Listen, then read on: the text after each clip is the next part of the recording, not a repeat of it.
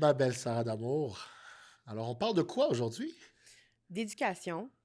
C'est un sujet qui nous tient vraiment à cœur. On n'a pas eu peur de sortir notre enfant de l'école quand on a dû le Ouch. faire pendant la pandémie parce qu'on Ça n'était pas ça n'a d'accord. pas été facile, effectivement. On n'a pas peur de pas leur donner leurs notes. Oui, c'est vrai, on ne montre jamais le bulletin de nos enfants. On n'a pas peur de les amener faire des expériences qui sont peut-être pas alignées avec les valeurs québécoises. Hmm. Mais pour nous, c'est important parce qu'il y a des valeurs qui sont plus importantes que le standard que la société québécoise veut donner aux enfants. On veut pas créer des employés. On veut créer des enfants qui sont dans leur entièreté et dans leur plein pouvoir. Ouais. Est-ce qu'on va aussi parler de pourquoi on s'en va en Guadeloupe pendant 2 mois puis qu'on sort les enfants du système? Exactement. Fait qu'on part là-dessus. On va déballer un peu toute l'évolution de comment on est aujourd'hui qui on est, puis comment on a la force aujourd'hui de dire on va le mettre à l'école quand on veut le mettre à l'école. On part en homeschool quand on part en homeschool. Ouais. Puis On le système, on l'utilise. Hmm. On n'est pas utilisé par le système. Puis Oh. c'est important de montrer ça à nos enfants. Le système hybride que tu vas toujours parler. Yes. Puis aussi, on va. Des fois, on dit on se compare, on se console. Moi, souvent, quand je me compare, je me console pas. Je trouve ça triste parce qu'on est loin des pays scandinaves, des pays qui sont au sommet de l'éducation. Je trouve que le Québec est loin derrière. Oui. Puis on a vraiment du chemin à faire. Puis il est temps d'une réforme complète. Puis tant qu'elle n'arrivera pas, bien, on va prendre le pouvoir de l'éducation de nos enfants en main. Oh shit, je suis excité. Oh shit, je suis excité d'entendre ça. All right. Fait qu'on commence, dans le fond, je pense qu'on peut peut-être commencer avec le fait que les enfants, en fait, on le réalise pas, mais dans la société, on les prend souvent comme des fardeaux. On le voit, là, c'est quand même, de façon générale, les influenceurs ou whatever sont comme « Yeah, les vacances d'été sont finies, drop les enfants, yeah, ma liberté ». Fait qu'on rentre dans une genre de mentalité où ce que les enfants deviennent un fardeau, Ouais, c'est lourd. à place de le voir comme un cadeau, puis Ouais. un miroir de qui on est. Ouais. Le jour qu'on accepte que nos enfants sont ici, sur cette terre, pour nous apprendre, on accepte de se regarder, puis on accepte d'évoluer et de grandir pour eux, mais pour nous aussi. Puis on sait que c'est très challengeant. C'est très challengeant, l'enfant qui te ressemble, qui a le même DNA que toi, qui a souvent des fois tes attraits, puis c'est, comme tu dis, c'est un miroir.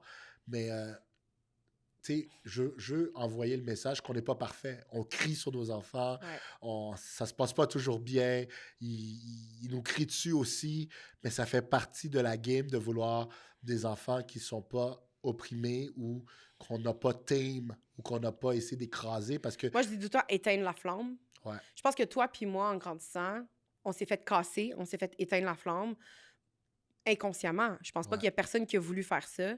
Mais là, ce qui arrive, c'est que ça nous a pris des années et des années à reconstruire les morceaux cassés pour trouver qui on était.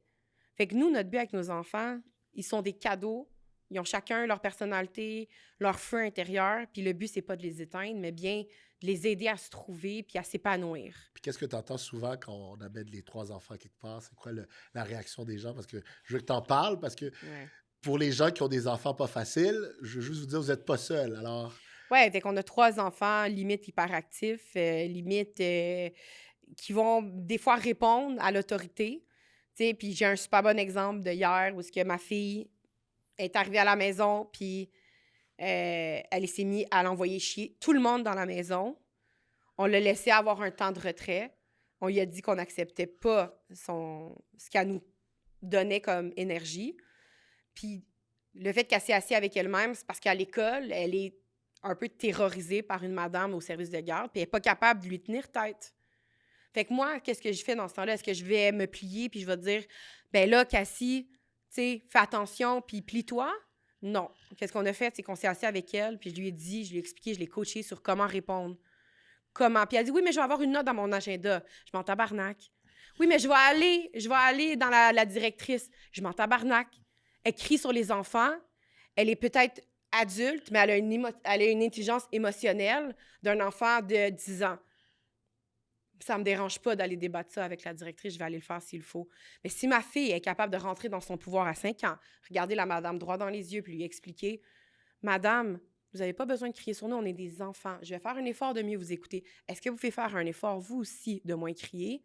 Je fais ma job. » Ah, j'ai les larmes aux yeux parce que j'aurais aimé avoir une mère qui me dit ça quand j'étais jeune parce que c'est pas ça qu'on a connu. Tu sais, en Non. grandissant, ta mère voulait que tu sois l'enfant parfait à l'école, puis la même chose pour moi. Ouais, puis tu sais, même, je sais, c'est arrivé qu'on est allé à des rencontres de parents, puis t'avais peur. Yes! On retrouve, comme, puis même Allons moi, là, allons on là. arrive là, à la rencontre de parents, puis on est Moi, inconfortable. René, dans le temps, j'avais 38 ans. Il y a 2 ans. Il y a 2 ans, je gagne bien ma vie. Puis là, c'est le temps d'aller à l'école pour notre plus vieux, Jacob, qui a maintenant 9 ans.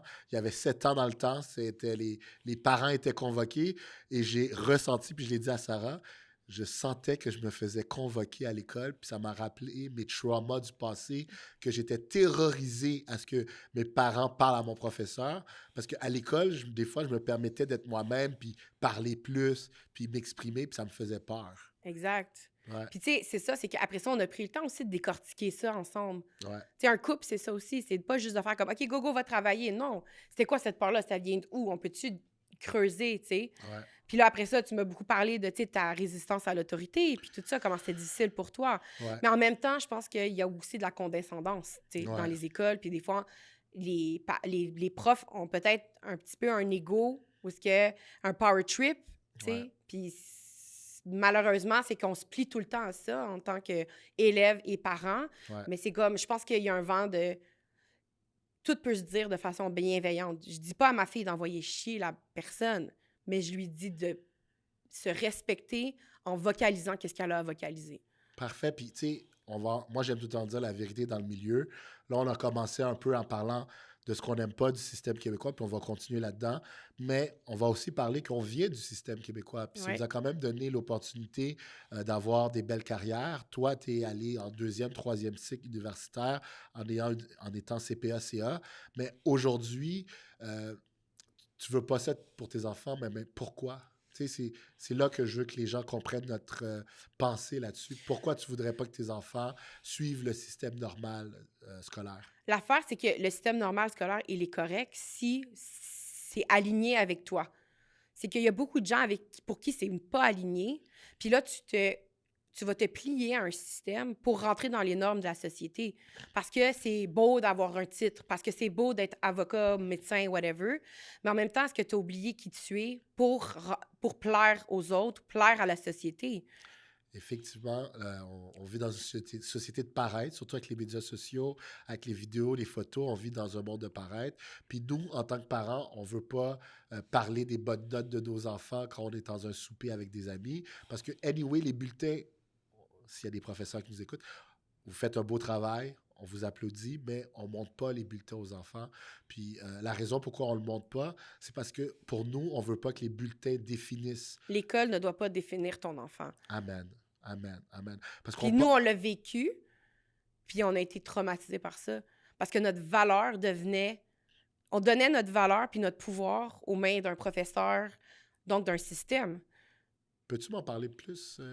Pourquoi tu dis que en grandissant, ça t'a défini? Peux-tu me donner un exemple avec tes parents que... Mais quand tu n'as pas une bonne note, exemple, tu sais, disons que tu as fait des efforts, puis tu as fait... Nous, on est beaucoup à l'effort. Nous, on récompense l'effort. Ouais, Si l'enfant a fait un effort puis il n'a pas une bonne note, moi, je me faisais quand même chicaner. ouais. Toi, tu te faisais taper. Ouais, moi, en tant que Haïtien qui venait d'Haïti, oui, on se fait frapper. Puis, tu sais quoi, ouvrons la parenthèse. Je suis venu ici à 6 ans au Québec, mais j'ai connu un peu l'école maternelle en Haïti. Puis le peu d'écoles que j'ai connues là-bas, tu te mettais en file et tu prenais la ceinture à l'école. Tu te Wow! faisais frapper à l'école. Puis tes parents étaient là-dedans, ils étaient d'accord parce que tu avais mal appris tes leçons, mais tu te mettais dans la file. Il y avait la file qui l'avait bien appris, puis il y avait la file qui avait mal appris ses leçons, et on se faisait frapper. Et on parle des années 1989-90. Fait que c'est incroyable. Et mon traumatisme de l'école vient de là. Puis quand je suis venu au Québec, c'était différent. On ne se faisait pas frapper, mais il y avait cette pression que mes parents me donnaient à performer, à avoir des bonnes notes. Je comprends, l'école est importante, mais l'école n'est pas tout. Puis je pense qu'on l'oublie dans notre société. On met la performance et la bonne note, même en avant du bien-être de nos enfants. Puis je pense que...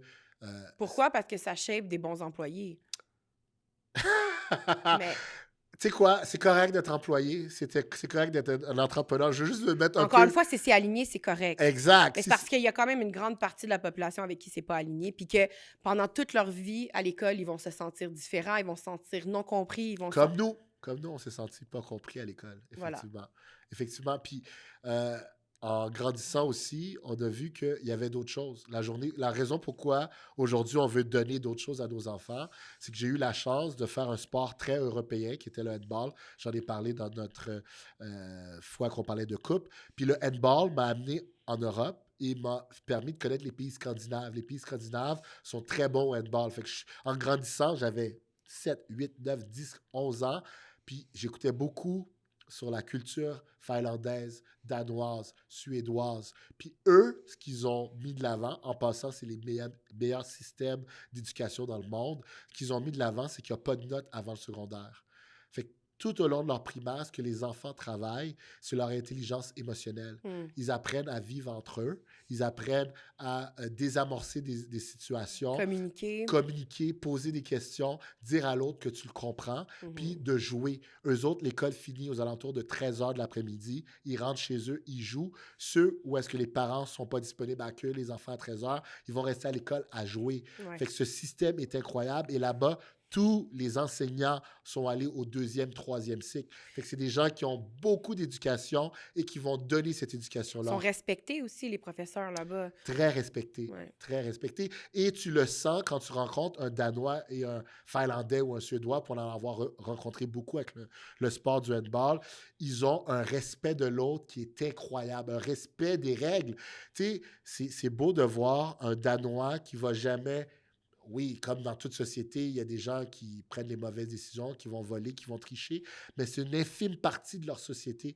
Puis ça, je l'ai vu beaucoup, puis je l'ai pris en note dans le livre The Danish Way of Parenting par Jessica Joel Alexander. C'est un livre incroyable, puis je le recommande à tout le monde parce que Jessica est une Américaine et qui vit avec un mari danois, puis elle a toujours voulu comprendre, mais pourquoi toute ma belle famille est si gentille, si aimable, si affectueux. Puis qu'est-ce qu'elle a dit dans son livre? C'est que tout jeune, ils apprennent les hardships de la vie. Ouais. Puis ça m'a marqué. C'est pas tout rose, là. C'est pas tout rose. Les Danois, tout jeunes au primaire, ils ont des livres très dark qui parlent de la mort, qui parlent que en tant qu'enfant qui peut aller à l'école, qui a ses membres, c'est beau parce qu'ils ont des livres qui ne sont pas roses. Puis des livres, c'est pas des livres à la américaine où est-ce que ça se finit bien. Souvent, leurs livres, ben, tu meurs de maladie, tu te fais couper un membre. Fait que, tu sais, d'amener à un enfant que, hey, t'es chanceux. Regarde ta situation, regarde dans le livre comment lui, ça va pas bien. Ça met de la perspective. Puis je pense que c'est ça qui... Ça pète la bulle aussi du La La Land, là. C'est comme pas tout est rose. Comme, c'est encore tantôt, qu'est-ce qu'on disait, c'est d'accepter le darkness en toi, puis tout. Tu sais, je pense même que ça va plus loin que qu'est-ce que tu dis. Ils vont lire des livres sur des meurtres ou peu importe. Ils vont voir le démon, ils vont le regarder, ils vont l'étudier. Ils vont l'observer. Puis c'est beau. Est-ce qu'on peut lire un livre qui est controversé, mais en parler? Ensemble dans une classe après, puis amener des points par rapport à ça. Puis tu sais, tu dis ça, puis ce que je vois beaucoup de parents, ça fait 10 ans qu'on est dans des CPE, puis on est dans l'environnement d'école. Tu sais, beaucoup de parents veulent protéger leur enfant. Ils veulent pas que leur enfant tombe. Ils veulent pas que leur enfant soit traumatisé.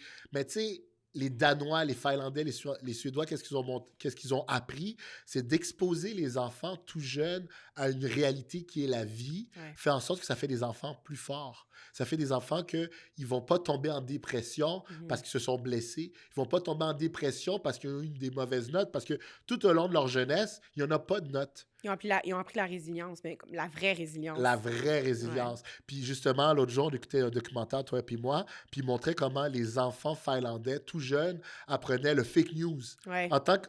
L'esprit critique. À l'école primaire, ils apprenaient déjà l'esprit critique parce qu'eux, ils se disent en tant que société finlandaise que de plus en plus, il y a du AI, il y a de la fausse information en ligne. Fait que tout jeune, on doit montrer à nos enfants comment aller à la source de l'information puis de le décortiquer. Puis pour moi, j'étais comme, ben, comment ça, dans la société québécoise, on n'en parle pas? Ouais. Comment on n'amène pas toute la technologie à l'école? À la place de vouloir faire juste des maths et du français puis de l'anglais, pourquoi on n'amène pas des tablettes? Puis comment on n'apprend pas aux enfants à décortiquer la bonne information? Ouais. Eux, ils le font. Mais je pense que c'est ça aussi ce qui nous a amené un moment donné à s'asseoir puis dire OK, voici, on s'est vraiment, à un moment donné, on a fait la liste Ouais.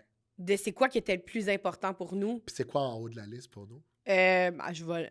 On a fait beaucoup. Ben, on avait chacun nos points. Ouais, Comme toi, tu avais la discipline. ouais, Tu sais, moi, j'avais la gestion des émotions. ouais, On avait le mindset. ouais. On avait, tu sais, la santé Moi, mentale, le travail d'équipe. le travail d'équipe, tu sais, avec ton sport, Ouais, la débrouillardise. Tu sais, il y a beaucoup de choses comme ça qu'on s'est dit, même la résolution de problèmes, tu sais, concrètes, là, tu sais, pas Ouais. juste des problèmes mathématiques, ouais, mais des problèmes de la vie. Fait que ça, dans ce temps-là, quand tu te dis, OK, en tant que parent, c'est quoi, moi, mes standards? C'est quoi, moi, que je veux inculquer à nos enfants? Puis ça, c'est basé sur notre expérience à nous. exact. Puis c'est beaucoup ce qu'on a appris à travers l'entrepreneuriat. La méditation. La tu sais. méditation, ralentir aussi. Ouais. Tu sais, c'est toutes des choses qu'on veut inculquer jeunes aux enfants parce qu'on sait que c'est une boîte à outils, tout ça. Si Jacob, Cassie, Christian, on leur remplit leur boîte à outils de trucs, tu sais, notre enfant à la base, Jacob, il est bon en maths.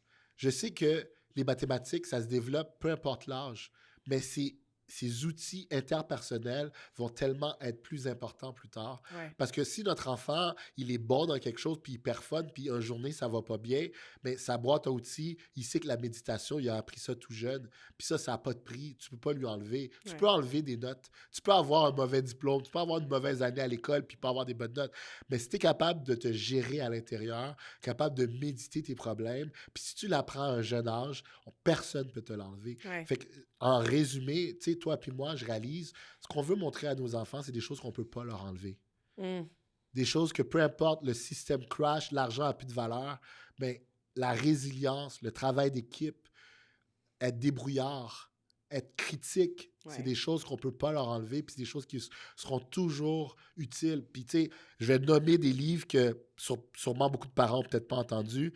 C'est beaucoup d'entrepreneurs qui ont entendu ça, mais Think and Grow Rich de Napoleon Hill est un livre incroyable. Beaucoup de gens vont le lire dans leur parcours entrepreneurial parce qu'ils veulent attirer l'abondance, ils veulent attirer l'argent. Mais quand on lit ce livre-là, ça parle beaucoup d'éducation. Ça parle beaucoup, parce que Napoleon Hill a écrit ce livre-là dans les années 1840, 1850. Puis encore, il y avait de l'esclavage, il y avait encore beaucoup de problèmes raciaux. Puis il expliquait comment, lui, il a vu que la population noire avait une résilience incroyable. Il voulait taper là-dedans, Ouais. puis il les a étudiés. Puis je pense que c'est des choses qu'on doit donner à nos enfants, la résilience. Puis je pense que c'est quelque chose qui manque au Québec. Tu sais, je veux pas être triggerant, désolé, hein?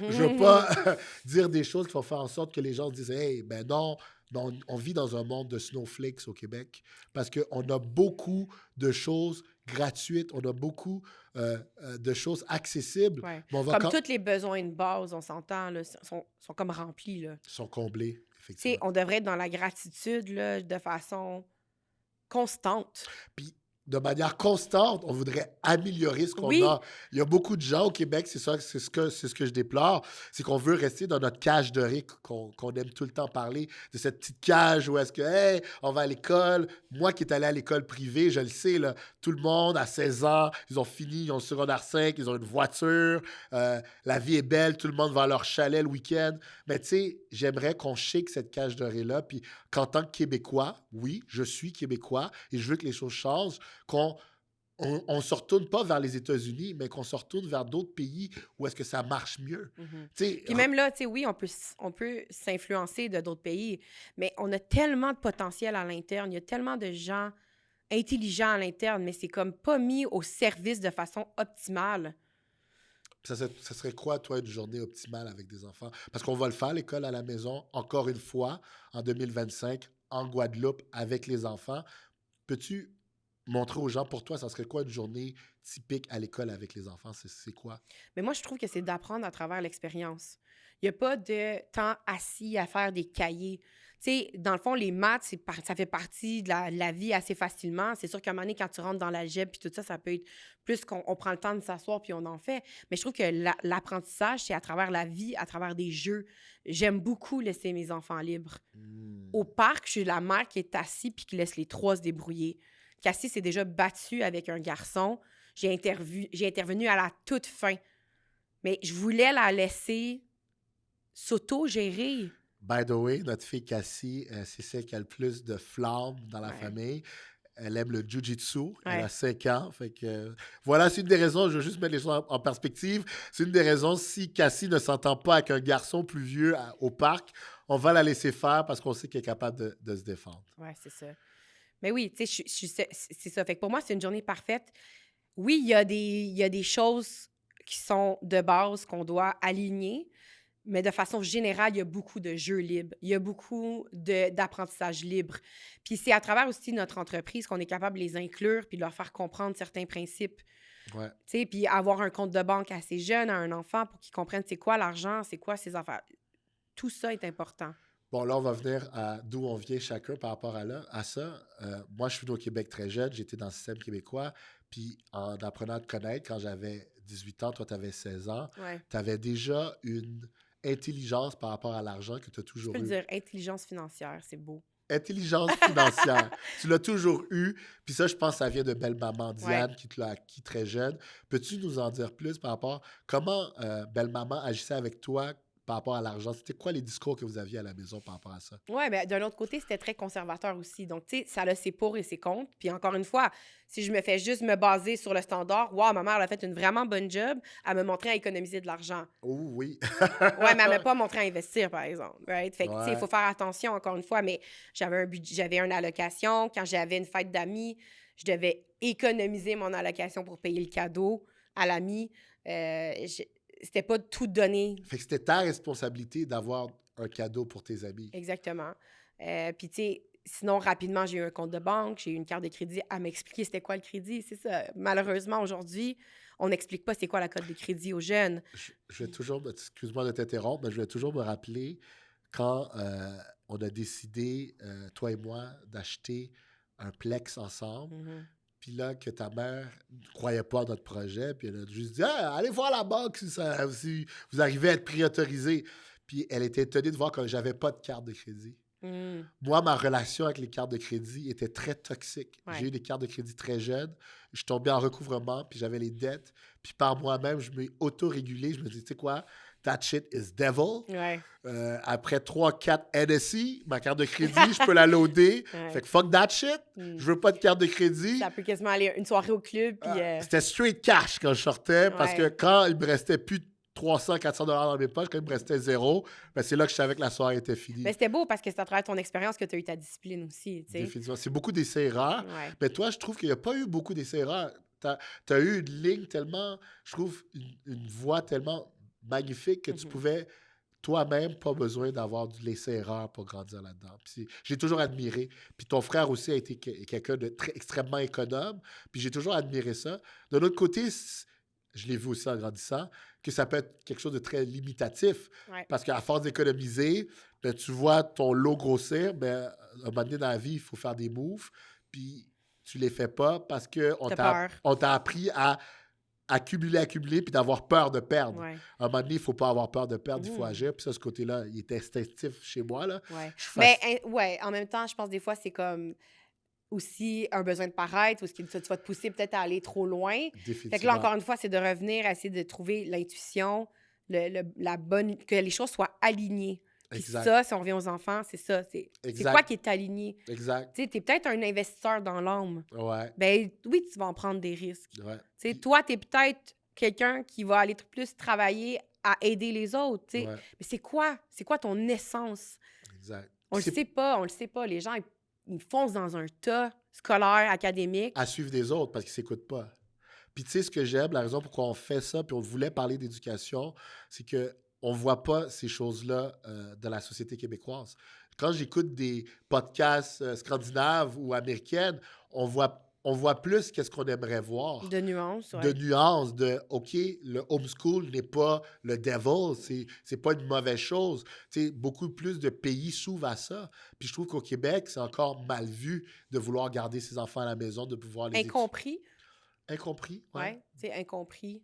Ouais. Je pense que c'est un bon mot parce que, tu sais, on l'a fait. On a sorti Jacob pendant la pandémie. Puis Pourquoi tu as sorti pendant la on pandémie? voulait pas qu'il porte de masque. Ouais. Pour moi, c'était une façon de contrôler. Ouais. C'est ma perception, c'est mon opinion. Je voulais pas qu'un enfant de 6 ans sente qu'on lui mettait quelque chose dans le visage. Pour moi, c'était plus une question de est-ce qu'on peut contrôler qu'une question de on va se protéger. Selon moi, à ce moment-là, puis selon mes recherches et mon esprit critique, Qui a toujours été très fort chez toi. ben, le système me l'a donné. Oh! Fait que tu m'as donné un outil, puis je l'ai utilisé toute ma vie. Ça, c'est intéressant. Le système te l'a donné à quel âge? Ben, à travers, je pense, plus mes études universitaires. C'est ça que j'allais dire, parce que tout ce qui est primaire et secondaire au Québec, on s'entend, c'est très genre linéaire, pense pas trop, étudie par cœur, parfait. Même le cégep, je pense que c'est plus rendu en deuxième, troisième année universitaire où est-ce que tu dois faire des thèses, tu dois sortir ton côté critique, mais ce côté critique-là est sorti à des moments phénoménaux qu'on en avait besoin. Ouais. Fait que, tu sais, à ce moment-là, pour moi, comme j'ai dit, avec mon esprit critique, Jacob, il était pas en danger. Il était pas en danger, il n'y avait pas à mettre un masque. Pour moi, c'était plus qu'est-ce que ça va faire comme empreinte chez lui de dire qu'il porte un masque, qu'il ne peut pas jouer avec tel enfant, qu'il doit rester dans des marques qui sont par terre dans les cours d'école. Surtout nous qui ne veut pas des enfants soumis et qui fait juste exécuter sans penser. Fait que pour nous, c'était l'anarchie la plus totale de faire des choses pour nous qui n'avaient pas de sens, puis de leur faire... Tu sais, explique-moi un peu la fois qu'on est allé, qu'on avait le droit de faire du sport pour les enfants, puis qu'on est rentré dans l'aréna. Oui, ben tu sais, dans le fond, à ce moment-là, on a décidé que Jacob, je faisais l'école à la maison, il était en première année. Ça a été quand même pas très bien compris dans notre entourage, mais pour nous, ça faisait du sens. Ça faisait vraiment du sens. Surtout que en école à la maison, 2 heures assis en one-on-one avec un enfant, c'est l'équivalent de presque 2 jours d'école où est-ce qu'il y a distraction, parlage, whatever, niaiserie, tu sais. Un bon 2 heures, tu sais, assis avec un enfant ou à faire d'éducation par le jeu, là. À ce moment-là, je savais peut-être pas, ça fait quelques années que je suis plus du style apprentissage par le jeu, fait que je m'assoyais encore avec lui, faire des cahiers, c'est ce que je connaissais. C'est tellement plus puissant, tu sais. Puis, en fait, ce qui est arrivé, c'est qu'un moment donné, on est allé, il y avait un cours de soccer, puis quand on est rentré dans le gymnase, ce qu'il demandait, c'est que dans le corridor, qu'il porte un masque. Puis rendu dans le corridor, il pouvait enlever son masque. Rendu dans le gymnase, excuse-moi, il pouvait enlever son masque. Mais Jacob, par lui-même, à 7 ans, a dit à la madame, mais ça fait aucun sens. La madame a dit, ouais, mais on n'a pas le choix. Puis Jacob a répondu, on a toujours le choix. Oh mon Dieu. Tu dis ça, puis ça, j'ai des frissons parce que c'est l'essence même de l'éducation qu'on veut leur donner, c'est qu'ils ont toujours le choix. Puis même à l'école, comme on a dit tantôt, notre fille de 5 ans, si elle se fait crier dessus, tu as le choix de dire « j'accepte pas ça ». Puis il y a une fille qu'on suit en ligne, j'ai pas son nom, je le mettrai dans les commentaires, une fille qui explique aux enfants, tu sais, quand on te crie dessus, quand on te dit des méchancetés, c'est les gens qui te donnent leur poubelle, leur caca. Tu n'es pas obligé, tu n'es jamais obligé de prendre le caca des autres. Puis c'est très spirituel tout ça, puis ça, on va pouvoir en parler dans notre segment spiritualité. Mais c'est très spirituel de dire, tu sais quoi, j'ai une essence, j'ai un jardin intérieur, puis tout le monde a des cacas, puis j'ai pas obligé de prendre le caca de personne. Puis tu peux le dire de manière bienveillante que tu veux pas le caca de l'autre. Puis il faut se regarder dans le miroir. Nous-mêmes, en tant qu'être humain, en tant qu'enfant, tu veux essayer de donner des cacas des fois aux autres, mais il faut apprendre que ça existe. Puis on est entouré de poubelles et de caca, puis en tant qu'enfant, on veut leur montrer t'as le droit. Mais gère ton caca. Genre, gère-le, tu sais, regarde à l'intérieur de toi, qu'est-ce qui se passe. Puis là, après ça, c'est là que les outils rentrent en ligne de compte. Fais de la respiration consciente, fais de la méditation, parle-en, prends un câlin. Va marcher. Va faire de l'exercice, tu sais. Avec notre fille de 5 ans, c'est elle qui a la plus... Ben, notre petite 2 ans aussi a une grosse flamme. On espère que ça descend un peu. Parce non, on veut pas que ça descende, mais on espère que ça va... s'alchimiser, disons. Là. Ouais. Puis notre fille de 5 ans, elle commence à se connaître, puis par elle-même, maintenant, elle me dit « Papa, ça va pas en dedans. Ça brûle, allons faire du vélo. » Tu sais, elle me le dit par elle-même « Viens, on va aller faire du vélo. » C'est notre moment à deux où est-ce que là, elle va faire une activité physique. Puis souvent, quand elle revient du vélo, on va passer 45 minutes, parce qu'en Bixi, j'ai max 45 minutes. Elle a son vélo, puis moi, je prends le Bixi. Puis après 45 minutes, elle revient, puis elle est déjà ailleurs. Elle est déjà en mode, je vais aller dessiner, je vais aller créer, puis l'énergie a déjà circulé. Puis ça, c'est des choses que toi et moi, on l'a appris à la tard, Ouais. de circuler notre énergie, de s'écouter à l'intérieur, de Puis, tu sais, ralentir. on le voit chez notre premier fils, Ouais. tu sais, Jacob, qui a beaucoup des traits que nous, on a qui sont un peu plus toxiques, si on veut, comme Ouais. ses émotions, Ouais. comme se nommer avec les écrans. Ouais. Tu sais, on le voit l'évolution à travers nos 3 enfants. Ouais. On voit notre évolution, puis c'est magnifique quand tu y penses. Mais tu sais, Jacob, lui, il adore le sport, fait qu'heureusement, on le pousse beaucoup dans le sport, puis ça, ben, le pousse. Il veut aller dans le sport, fait qu'on l'encourage, Ouais. puis ça l'aide au niveau de sa santé. Ouais. Mais je veux dire, veut pas, il y a quand même ce côté-là de nous, parce que nous, pendant longtemps, on a Ouais. mangé nos émotions, On on aimait la mangeait... mauvaise bouffe, on aimait la poutine, les Ça. frites et les burgers. Puis on le voit avec Cassie, elle aime les concombres, la salade, les bonnes choses qui lui font sentir bien. Fait que tu sais, on voit dans nos 3 enfants notre évolution aussi. Puis notre troisième qui est complètement he don't take shit de nobody. Ouais. Et c'est un peu comme ça qu'il était quand il était dans ton ventre aussi, parce que tu voulais Ouais. accoucher à la maison de lui. Ouais. Ouais. Fait que le dernier, après la pandémie, c'est sûr que moi, j'avais... ce qui est arrivé avec la pandémie, c'est qu'on a commencé à plus faire confiance au système. Puis j'ai voulu accoucher de Christian à la maison. J'ai arrêté mes suivis assez tôt dans le processus. J'ai voulu reprendre mon pouvoir. Ça a été un des plus beaux moments de ma vie parce que c'est personne qui allait m'accoucher. Je voulais accoucher de mon propre enfant puis avoir tout ce pouvoir-là. Fait que c'est ça. Fait que Christian, vraiment, notre dernier, c'est le reflet de ça. Le reflet de l'émancipation du I don't give a fuck, je fais ce que je veux. Ouais. C'est dur en tant que parent, c'est super challengeant, mais en même temps, on essaie vraiment de le supporter puis le voir comme un cadeau. Puis tout le monde nous le dit qu'on a des enfants challengeants, mais en même temps, il dit c'est beau parce que c'est des enfants pleins de vie. Ouais. C'est des enfants qui ne sont pas de filtre. Cassie dit des choses, c'est beau, là, tu sais, ça sort tout seul, puis on ne veut pas éteindre ça. Fait que, tu sais, les gens nous écoutent, ils doivent trouver qu'on est un peu foufou, mais faites vos recherches parce que je pense pas qu'il y a un one fit all. Mhm. Je pense que l'école, on le sait, à la base, c'est un peu plus fait pour les filles parce que c'est plus dans assis-toi, écoute, très théorique. Je pense que les gars aiment beaucoup être dans ça bouge, aiment du concret, aiment que ça soit pratique. Fait que, tu sais, il n'y a pas de one size fit all. Voyez vos enfants, ils sont comment, puis qu'est-ce qui serait mieux pour eux. Mhm. C'est pour ça que notre fils, le premier, Jacob, on veut absolument le mettre en sport-études, éventuellement, parce qu'on sait son amour pour le sport, ça va l'aider du côté académique aussi. Puis un livre que je veux absolument dire avant qu'on finisse, c'est Weapons of Mass Instruction by Taylor Gatto. Taylor Gatto a été un professeur, enseignant hyper reconnu à New York. Il a écrit ce livre à sa retraite, Weapons of Mass Instruction. Puis il parlait beaucoup de ce qu'il vivait, oui, avec les enfants, mais avec les autres professeurs. Taylor, il disait beaucoup, l'énergie des profs en Amérique du Nord, c'est une énergie où est-ce qu'ils sont épuisés. C'est 30 enfants dans la classe. Des fois, c'est des enfants turbulents. Ils n'ont plus d'énergie. Puis il parle des discussions qu'il avait dans la classe, pas dans la classe, mais à l'extérieur, dans la salle des professeurs. Puis il disait, c'est des gens, on parlait de notre retraite. On parlait de comment on a hâte à ce soir pour prendre un verre de vin. Mais il disait que cette énergie-là, il la donnait aux enfants. Ouais. C'est une énergie qu'on est tanné d'eux. Mm. Ouvrez vos livres, lisez par vous-même parce qu'on est tanné de vous enseigner. C'est qu'il voulait que les choses changent, mais le gouvernement faisait en sorte que les choses ne changent pas. Ouais. Puis Taylor, dans son livre, fait vraiment l'histoire De l'éducation, surtout aux États-Unis, puis il montre comment ça n'a pas changé pendant des décennies et décennies. Puis encore aujourd'hui, c'est très old school. Quand on a la technologie, les tablettes, l'AI, tellement de choses qu'on pourrait mettre très jeunes à nos enfants, puis leur montrer le beau côté de la techno, on ne le fait pas Ouais. parce que, puis ça, toi et moi, on est très d'accord là-dessus, on pense que l'école veut créer des employés parfaits. Tu sais, la petite cloche qui sonne à 8 heures, puis la petite cloche qui finit à 5 heures, c'est comme des enfants qui vont à l'usine. Mm. Puis même en riant, des fois, on drop Jacob à l'école, puis on dit hey, on l'envoie à l'usine, on l'envoie à la shop. Fait que, tu sais, les gens doivent dire, ben pourquoi on l'envoie? Parce que nous, on croit beaucoup, puis Taylor en parle beaucoup aussi dans son livre.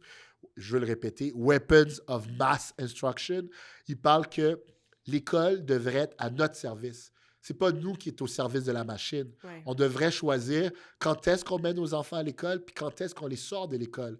Puis Taylor, il dit souvent, les enfants, tu dois une fois par année leur montrer, sors-les de leur environnement normal, amène-les dans des environnements où est-ce qu'ils doivent se débrouiller, Ouais. puis c'est là qu'ils vont grandir. Parce qu'il dit que les enfants des années 60, 40, ils étaient beaucoup plus débrouillards. Ils pouvaient en apprendre beaucoup plus que nos enfants à nous aujourd'hui parce qu'on les met trop dans la ouate. Fait que c'est une des raisons pourquoi on va en Guadeloupe, pourquoi on va dans un système qui est différent. On va habiter 2 mois là-bas justement pour sortir nos enfants de ce très, très quotidien. Ben, de leur confort, du confort, d'essayer de faire quelque chose de différent. Il va falloir qu'ils s'adaptent. Ils vont voir aussi qu'on peut changer, qu'on a le Ouais. droit de changer, Ouais. qu'on peut choisir autre chose. Après ça, quand tu décides de faire ça, c'est courageux, mais après ça, il faut que tu t'adaptes là-bas. Ouais. Il va falloir que... Moi, je dis beaucoup à Jacob qui a 9 ans, Jacob, je vais vouloir que tu apprennes par toi-même. Genre que tu développes par toi-même. Ouais. Fait que sa lecture, j'essaie de la développer beaucoup. Ouais, parce que son côté mathématique est naturel. Il est juste Exact. bon en maths, bon aux échecs de manière naturelle. Fait que oui, on travaille ses forces, mais ses faiblesses qui ont été mes faiblesses à moi et à toi, Ouais. le côté écrire, Écriture, lecture.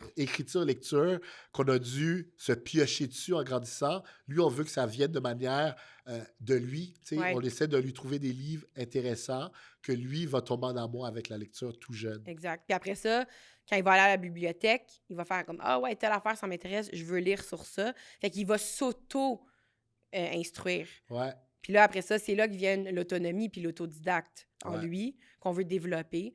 Puis c'est comme ça, après, que tu dis « OK, si moi, j'adore les plantes ou j'adore... » Le football, lui, adore le Whatever, soccer. Ouais. peu importe c'est quoi, mais Ouais. c'est comme tu plonges là-dedans, puis tu deviens un expert là-dedans. Comme les animaux. Tu sais, toutes les choses qu'il aime, on l'aide à lire par rapport à ses passions. Tout ce qui est animaux, tout ce qui est survival, Jacob Survival. ouais, adore lire là-dessus. Puis, tu sais, c'est ça qui est beau. Puis c'est ça que il me manquait en grandissant. C'est que j'étais obligé de lire des livres qui ne m'intéressaient pas. Puis j'ai jamais créé cet amour de la lecture. Fait qu'on essaie de le donner à nos enfants par rapport à des passions, à des Ouais. choses qu'ils aiment déjà. Puis ce qui arrive, c'est que pourquoi les parents, il y en a beaucoup, puis c'est qu'ils essaient de recréer ce qu'ils connaissent. Oh, ouais. Ouais. À place de juste honorer l'enfant qui est devant toi, Ouais. tu essaies de recréer Ouais. un comptable, tu sais. Puis surtout, tu sais, moi, j'ai grandi, on va pas se cacher, j'ai grandi dans le ghetto de l'est de la ville, Villeray, Saint-Michel. Mais toi, je le vois beaucoup avec tes amis d'enfance, avec le West Island, les gens qui ont connu une jeunesse parfaite au point de vue de la société, essaient de recréer cette jeunesse parfaite à travers leur enfant. Mais ce que les gens oublient, c'est que tout est changement. Mhm. Fait que cette vie parfaite qu'ils ont connue avant, c'est pas ça qu'il faut que tu donnes à tes enfants ou est-ce qu'on s'en va dans un autre monde. Ouais. Un monde où est-ce que les métiers vont changer. Tu sais, être influenceur aujourd'hui, tu peux pas dire à tes enfants, sois pas influenceur, sois pas YouTuber parce que l'avenir est vers ça. Tu sais. Ouais. Il faut intégrer. Puis c'est ça que j'aime dire, c'est que essayons de changer le narratif, changeons la manière que les enfants apprennent. Parce que Mais c'est parce qu'à un moment donné, tu essaies de changer en criant. Alors, hey, tu sais, disons sur les médias sociaux, peu importe. Puis là, ce qu'on découvre, c'est qu'il faut juste se recentrer sur soi. exact. T'sais, Le faire pour nous. Puis ça aussi, il faut leur montrer. Je pense que c'est la raison pourquoi on est là à se parler devant une caméra, à faire un podcast, puis parler d'éducation. C'est que plus vieux, nos enfants vont pouvoir écouter cette conversation, Ouais. vont comprendre pourquoi on a choisi ces choses-là. Puis, on le sait en entrepreneuriat, c'est ça, c'est l'action est plus fort que le parler. Ouais. Fait que nous, en sortant nos enfants de l'école, en faisant ce on pense qui est la bonne chose, puis en mettant une caméra devant pour que toutes les autres personnes, on se met carrément à nu devant une caméra, puis on va se faire juger, on va se faire commenter, mais on veut pas que les gens soient comme nous, on veut juste que les gens voient qu'il y a d'autres manières. Ouais. Il y a plusieurs sentiers qui amènent à Rome, il y a plusieurs chemins qui amènent à Rome.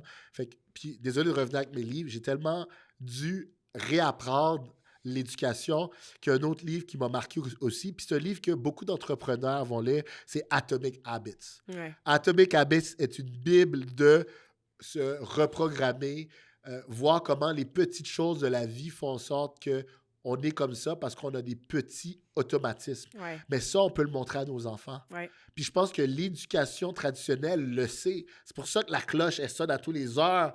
Lève-toi, va manger, tu as 30 minutes. La seule cloche, va t'asseoir. C'est des automatismes que tu apprends très jeune qui fait en sorte que tu es un employé parfait quand tu es rendu à avoir un boss puis dire « Hey, tu as juste 30 minutes ou 15 minutes pour manger. Tu l'as fait toute ta vie. » Mais nous, ce qu'on veut montrer à nos enfants, c'est que tu peux créer des automatismes très sains à la maison. Pas parce qu'on fait l'école à la maison qu'on n'est pas productif. Pas parce qu'on fait l'école à la maison qu'on est lazy. Ou qu'on n'est pas discipliné. Qu'on n'est pas discipliné, mais à la place que ce soit une cloche, mais ça peut être quelque chose d'autre. Hey, à chaque 45 minutes, tu peux aller jouer dehors. Ça, c'est un automatisme qu'on veut que nos enfants aient. Parce que je le sais, moi, en tant qu'entrepreneur aujourd'hui, en tant que travailleur autonome, si je fais des appels ou je parle à quelqu'un, à chaque heure, je veux mon bonbon à moi. Je veux pouvoir aller prendre une marche. Je veux pouvoir aller prendre un break. Je veux pouvoir faire les choses qui, moi, me parlent. Ouais. Fait que, tu sais, un autre livre aussi qui m'a vraiment marqué, c'est The Myth of Normal by Gabor Mate. Gabor est un médecin de Toronto qui est beaucoup dans la psychologie, puis que lui, il dit le myth of normal, qui est son livre, c'est que c'est juste de l'illusion. Ouais. La vie est de l'illusion. Pas parce que ton enfant échoue son primaire, puis ça, je l'ai déjà entendu de certaines personnes de ton entourage. Oh, sa fille était rendue en 2e, 3e année. Oh shit, ma fille est pas bonne, elle va être une coiffeuse. Bullshit. C'est pas parce que ta fille, elle est pas bonne au primaire que ça va gâcher son secondaire, son cégep. Puis tu sais, à quel point tu le mets sur la personne. Ouais. Tu sais, à quel point, justement, parce que là, tu as décidé que ce qui valorisait ton enfant, c'est ses notes, tu es en train de mettre sur elle tes insécurités à toi. Ouais. C'est grave, là. Parce que, crois-moi, la meilleure coiffeuse au monde gagne des millions. Moi, ma mère m'a toujours... Même si ma mère n'a pas eu beaucoup d'éducation, puis mon père non plus, ils m'ont juste montré qu'être le meilleur dans ce que tu fais, tu vas pouvoir en vivre. Puis, pour moi, je trouve ça déprimant qu'un parent dise à son enfant « Oh, je veux pas que ma fille soit une coiffeuse. » Il y en a des coiffeurs qui gagnent bien leur vie. Non, mais attends, si c'est aligné, C'est si ça. c'est un bonheur pour toi de faire ça, puis que tu as envie... Mais bravo, tu t'es écouté. Puis tu sais quoi, tu as dû faire face probablement à du jugement parce que c'est pas honorable comme être avocat. Mais tu as décidé que tu t'écoutais puis que tu étais bien là-dedans. Définitivement. Puis une autre personne que je vais citer, c'est Joe Dispenza, qui est un médecin incroyable qui parle beaucoup de neurologie, de comment le cerveau est construit, des pathways du cerveau. Puis si tout jeune, vous pouvez montrer à vos enfants que la note ne les définit pas, mais c'est quelque chose qu'ils vont garder tout le reste de leur vie. Parce que quand ils vont avoir des mauvaises journées à la job ou quand ils vont avoir des mauvaises journées à leur école, ils vont se dire « Hey, cette note ne définit pas. Cette session au cégep, parce qu'on est tous passés par là. Moi, je passais par là au cégep. Tu sais, j'étais allé au Vieux-Montréal. Pendant une session, c'était juste des joints avec les gars de foot, puis on n'allait pas à l'école. Mais cette session ne m'a pas défini. J'ai été capable de dire « Tu sais quoi? Je vais changer de cégep, on va laisser faire le Vieux-Montréal, puis on va aller en Antique. Oui, il n'y aura pas de foot, il n'y aura pas ça, mais je vais m'amener dans un autre environnement, puis ça m'a aidé à être une meilleure personne. » Tu sais, cette résilience qu'on parle beaucoup, on peut la créer très jeune en montrant que ce qui se passe comme résultat devant nous ne nous définit pas. Ouais. Puis ce qu'ils disent aussi, que c'est les 7 premières années sont extrêmement définitives pour le reste de la vie. Ouais. C'est 7 étés avec les enfants. T'sais, moi, je l'ai vu un moment donné dans une vidéo, puis ça m'avait...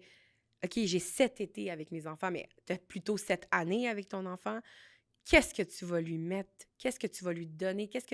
Quel cadeau veux-tu lui donner? Ouais. Tu sais, nos enfants, oui, ils sont allés à la CPE, oui, ils sont allés à l'école primaire, mais toi et moi, on a une situation financière puis une situation de job qui nous permet, hey, ce matin, personne ne va à l'école, on reste à la maison.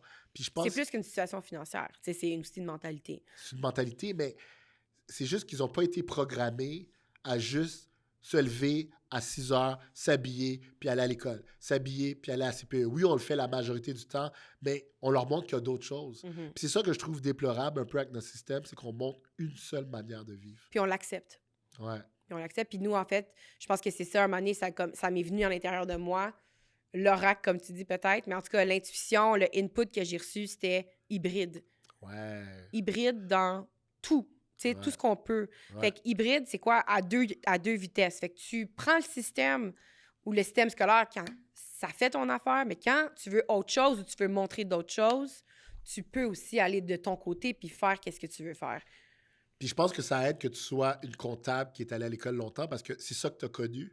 Puis aujourd'hui, que tu connais plus le côté naturel, holistique, fait que c'est un match parfait. Fait que je pense que c'est pour ça qu'on parle beaucoup du système hybride parce qu'on est des gens à la base qui croient à la science, Ouais, on croit à la technologie, on ouais. croit aux accomplissements de l'humanité, mais on croit aussi. Mais je pense que ça vient d'une peur de dire, écoute, si mon enfant, un jour, il veut être médecin, parce que ça, c'est aligné avec lui, je veux pas qu'il m'en veuille à moi de pas lui avoir fait toucher le système. Ouais, Il faut qu'il soit... Le système, on peut pas... On veut s'émanciper, fine, mais tu peux pas ignorer où tu es. exact, Tu peux pas... Je veux dire, ça reste que si tu veux t'accomplir dans ce système-là, il faut que tu le connaisses. exact. Puis tu sais quoi, tu veux le changer, tu dois le connaître aussi, tu dois être à l'intérieur.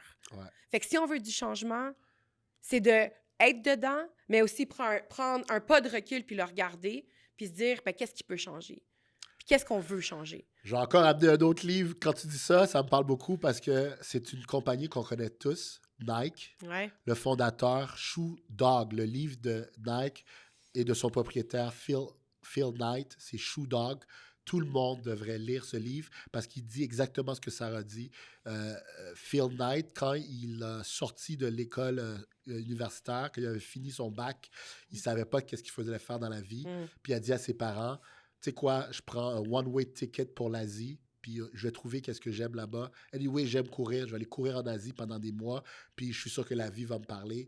Il est revenu avec l'idée des running shoes. Mhm. On connaît cette compagnie-là aujourd'hui. Fait que prendre un pas de recul va faire en sorte que tu vas connecter avec tes passions, tu vas Mm. connecter avec qu'est-ce que tu aimes. Mm. Puis c'est un peu notre vie aujourd'hui. Ouais. L'immobilier nous permet à tous les jours, de manière quotidienne, à prendre un pas de recul, puis à dire, voilà comment je veux ma journée, voilà comment je veux mon trimestre, comment je veux mon année. Puis c'est ce qu'on souhaite pour tout le monde. Ouais. Que tu sois employé, entrepreneur dans une entreprise ou entrepreneur, prenez la chance de prendre un pas de recul. Puis pour moi, un pas de recul, c'est pas dire que 2 semaines ou une semaine par année, vous allez aller à Cuba, vous mettre sur une plage. Je vous dis non, un pas de recul pour moi, ça devrait être quelque chose de quotidien Puis c'est d'arrêter, en fait, c'est de ralentir. et d'hebdomadaire. Ouais. Les gens devraient prendre un pas de recul de manière... parce que c'est là que tu fais les choses et tu sais plus pourquoi tu les fais. Comme mettre son enfant dans le système, comme éduquer son enfant parce que c'est ça que j'ai connu.